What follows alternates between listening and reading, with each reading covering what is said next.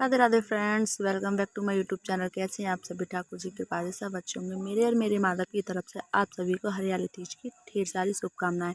तो मैं आज की वीडियो में दिखाने वाली हूँ हरियाली तीज पर मैं अपने ठाकुर जी की किस प्रकार से सेवा करूँगी, किस प्रकार से उनका श्रृंगार करूँगी। तो यहाँ पर मैंने श्रृंगार का जो भी सामान था मैंने सारा पहले से निकाल कर रख लिया है। जल और जिस बर्तन में मैं अपने ठाकुर जी को स्नान कराऊँगी वो बर्तन को भी मैंने पहले से रेडी कर लिया है। आरती की थाली भी रेडी कर ली, सारे वस्त्र श्रृंगार का सामान जो भी होता है हमारे ठाकुर जी का वो मैंने सारा रेडी कर लिया। और इन पत्तों से और फूलों से मैं करूँगी अपने ठाकुर जी का झूला डेकोरेट। तो यहाँ पे हम अपने अब बारी आती है हमारे ठाकुर जी को स्नान कराने की। तो सबसे पहले हम ठाकुर जी के वस्त्र निकालेंगे, फिर हम उनको प्रेम पूर्वक भाव के साथ उनको स्नान कराएंगे। तो यहाँ पे मैंने ठाकुर जी को स्नान कराने के लिए जो बर्तन रेडी किया था उसमें मैंने स्वास्तिक बनाया है और फिर उसमें हम अपने ठाकुर जी को करेंगे विराजमान। उसके बाद मैं दूंगी यहाँ पे अपने ठाकुर जी को फूलों का आसन, क्योंकि हम इस दिन अपने ठाकुर जी को फूलों का आसन थे।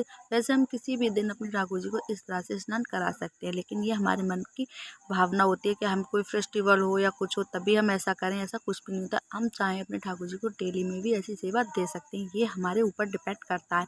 तो सबसे पहले मैंने यहाँ पे कराया था गंगा जल और जल से स्नान, फिर मैं उसके बाद करा रही हूँ पंचामृत स्नान।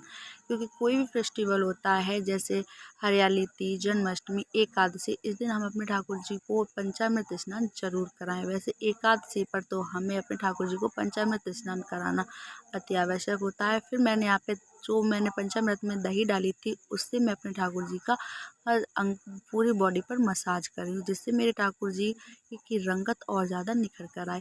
क्योंकि बारिश का टाइम है, बारिश के टाइम पर जो हमारे ठाकुर जी का विग्रह होता है वो थोड़ा काला काला सा दिखने लगता है। तो इस टाइम पे हमें अपने ठाकुर जी को 2 या 3 या डेली हम अपने ठाकुर जी को पंचामृत या दही से स्नान करा सकते हैं, जिससे हमारे ठाकुर जी की अलग ही चमक होती है। फिर यहाँ पे मैं उनको स्नान कराने के बाद में साफ रुमाल से उनको अच्छे से पोंछ लूँगी, क्योंकि हमारे ठाकुर जी की बॉडी पर पानी ना रहे।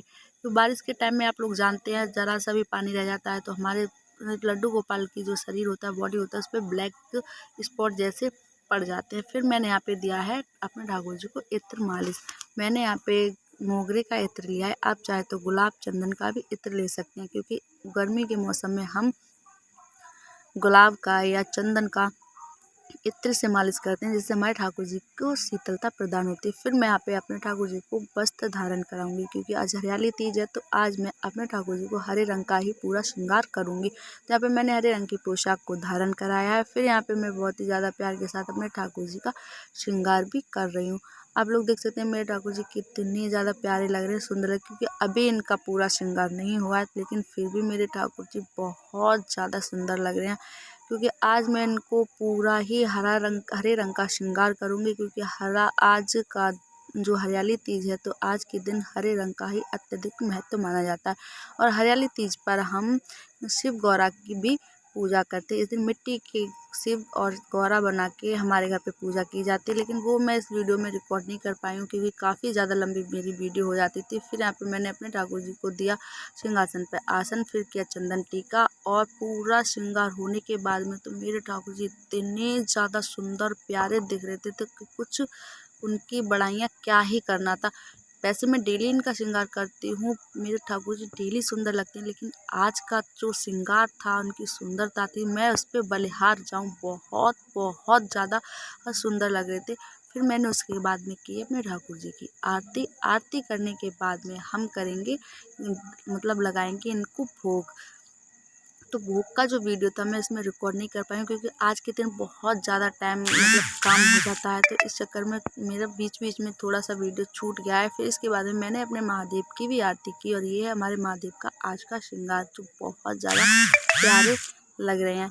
और आज के जो मेरी हरियाली तीज की वीडियो है वो थोड़ा लेट हो चुकी है, उसके लिए मैं माफ़ी चाहती हूँ, क्योंकि मेरा स्वास्थ्य ठीक नहीं था, तो इस चक्कर में मैं वीडियो को टाइम से आप लोगों के लिए अपलोड नहीं कर पाई थी। तो ये है हमारे महादेव का श्रृंगार, और ये है हमारे माधव का झूला, जिसको मैं इन सब चीज़ों से, ये अशोक के पत्ते हैं, इनसे मैं डेकोरेट करूँगी, क्योंकि हरियाली तीज पर सब कुछ हरा हरा ही होना चाहिए। तो ये देखिए यहाँ पे मैं अपने ठाकुर जी का झूला इतना डेकोरेट कर चुकी हूँ, क्योंकि मेरे माधव के हिसाब से झूला थोड़ा छोटा है, तो उस हिसाब से मैं इसको एडजस्ट कर लूँगी।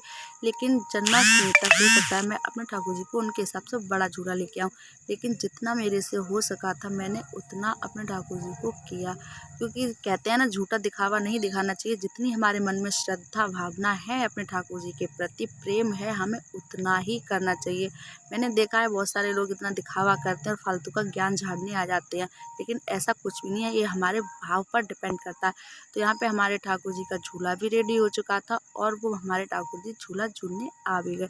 तो ये आज मेरी मम्मी ने बनाई थी ड्रेस, मैंने इनको पहना के देखी थी, लेकिन हमारे ठाकुर जी इतने ज़्यादा नटखट हैं, जो मैंने ड्रेस पहनाई थी वो तो पहन कर बैठ गए थे और इनको उतारने का बिल्कुल मन नहीं था। वीडियो कैसी पसंद आई तो लाइक करना।